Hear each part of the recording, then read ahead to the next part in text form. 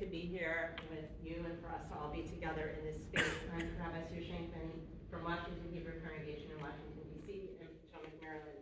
And every week we read a portion from the Torah, from the 5 books of Moses, and this week is the Song of the Sea.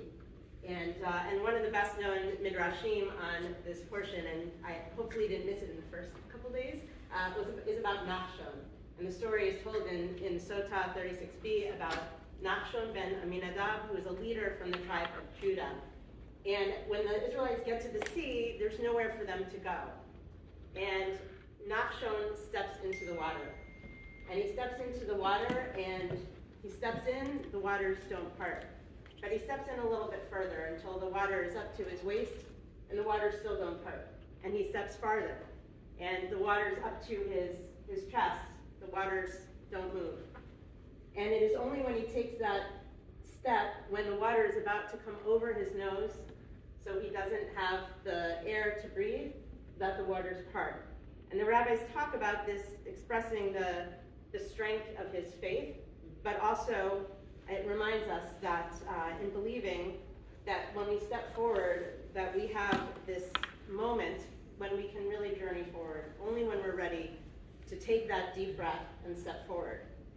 And so I wanted to share about a modern day Nachshon, Congressman John Lewis of blessed memory, who would remind us that in our day, freedom has not yet been achieved. And in his book, Walking with the Wind, he shared a lesson that he learned as a child about the importance of standing together. And I was thinking about this for us on our last day of this journey, but not the last day of our journey together. About 15 of us children were outside my Aunt Saniva's house playing in her dirt yard. The sky began clouding over, the wind started picking up, lightning flashed far off in the distance, and suddenly I wasn't thinking about playing anymore. I was terrified. Aunt Saniva was the only adult around, and as the sky blackened and the wind grew stronger, she herded us all inside. Her house was not the biggest place around, and it seemed even smaller with so many children squeezed inside. Small and surprisingly quiet. All of the shouting and laughter that had been going on earlier outside had stopped. The wind was howling now, and the house was starting to shake. We were scared. Aunt Saniva was scared.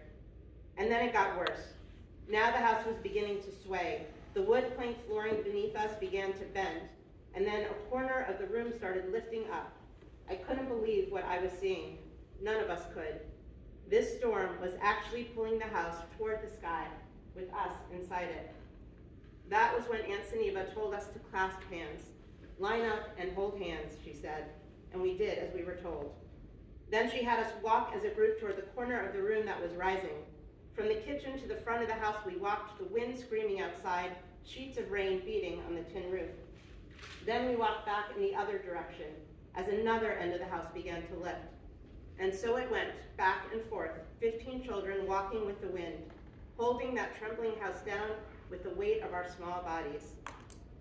More than half a century has passed since that day, and it has struck me more than once over those many years that our society is not unlike the children in that house, rocked again and again by the winds of one storm or another, the walls around us seeming at times as if they might fly apart.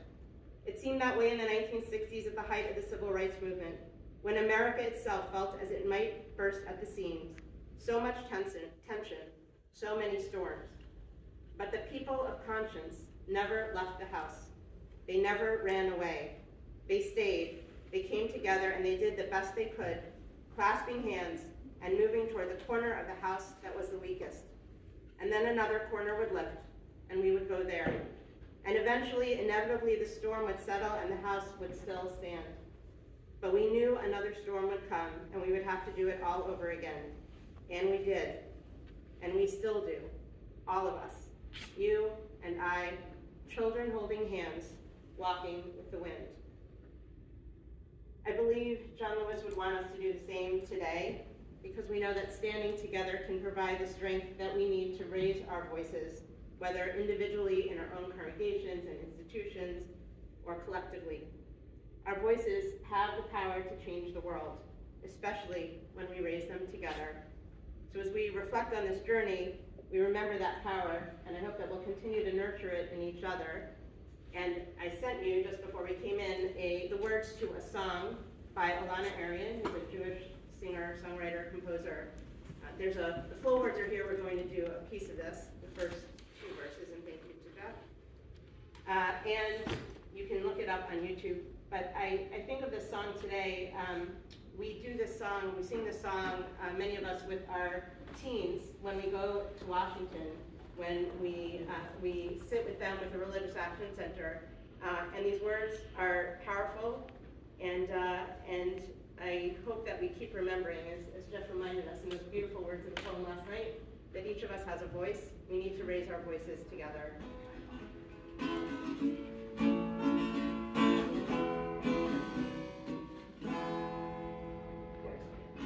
I have a voice, my voice is powerful, my voice can change the world. I have a voice, my voice is powerful, my voice can change the world. I have a voice, my voice is powerful, my voice can change the world. I have a voice, my voice is powerful, my voice can change the world. I will open my eyes, I will not look away.